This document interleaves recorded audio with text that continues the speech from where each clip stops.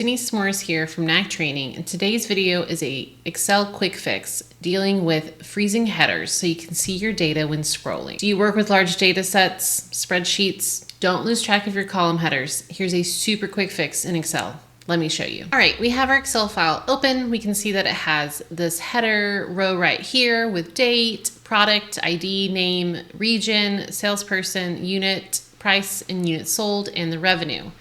It has quite a few rows of data here, and I want to be able to see that header row as I scroll through. Step one, you're going to click the row right below your headers. So I'm going to click here in the second row. Then I'm going to go to the View tab. In the View tab, about 3/4 of the way over is a Freeze Panes button. And I'm going to click on this, and I'm going to freeze top row. When I do so, I can now scroll and still see this top header row. If I want to unfreeze, I'll go back there and just unfreeze my panes.